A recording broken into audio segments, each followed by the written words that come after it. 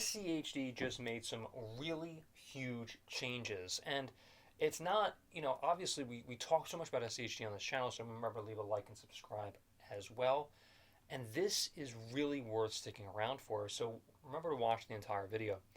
This is kind of a new phenomenon that SCHD just implemented with some of their ads and some of their new additions and some of their cutting with this exact ETF itself. And basically, they were rebalancing. They're rebalancing this, and they're cutting a lot of stuff here that I want to kind of mention right now. So a lot of the most notable removals for SCHD itself, and why, by the way, why this matters if you're an investor, is because some of the dividend, some of these companies, it could possibly change going forward because of this reconstitution for SCHD.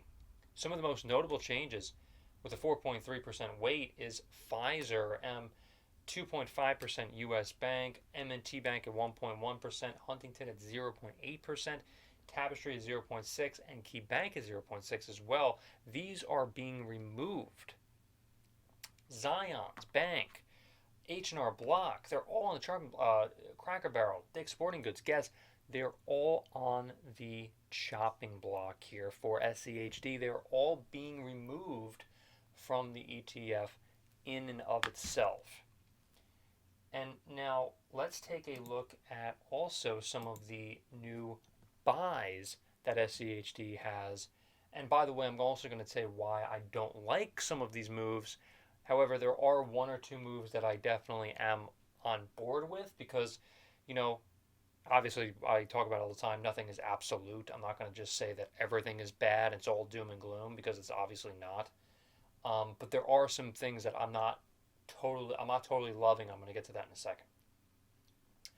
4.5% weight with ConocoPhillips in the new SCHD additions, Merck, Schlumberger, Target, General Mills, ADM, and also Halliburton. Some of the new additions are also FMC, Autoliv, Murphy Oil Company, Signet, First Financial Bank, American Financial, and Flowers Foods as well. ConocoPhillips and Merck, those are really interesting. Those are really interesting additions.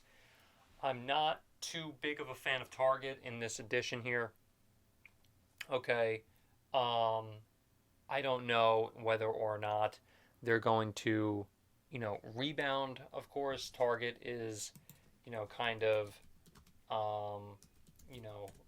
sinking a little bit. Over the past 5 years, they only have a 9.40% return. And over the past year in and of itself, if you would have invested, 177.21, you would be way down. You'd be down 41.50%, 51% just on your initial investment of only one share. And that's just, it's not something that I would personally invest in, at least as of right now. Now, don't get me wrong, Target is a company that has been around for a long time, okay? But at the same time, if you take a look too at, like companies like Kmart and Sears and everything like that, some of these companies are not exactly, here to stay. I'm not saying Target is going to go away. I'm not saying that at all. Because Target has a lot to love. But at the same time, too, right now they are a sinking stock. And it's something that you have to take a look at if you're going to be investing in an ETF like SCHD.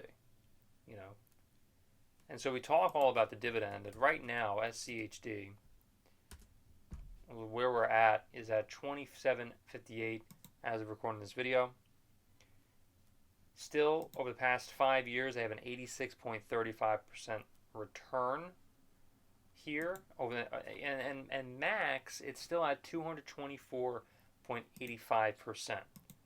Over the past let's just see here. Over the past year, it's kind of consolidated at 2.60% on your actual return, but that doesn't include dividends as well. And dividends is something that we've talked so much about when it comes to SCHD.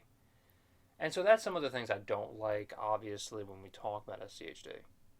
So remember to leave a like and also subscribe. That's all I got. I'll see you next one.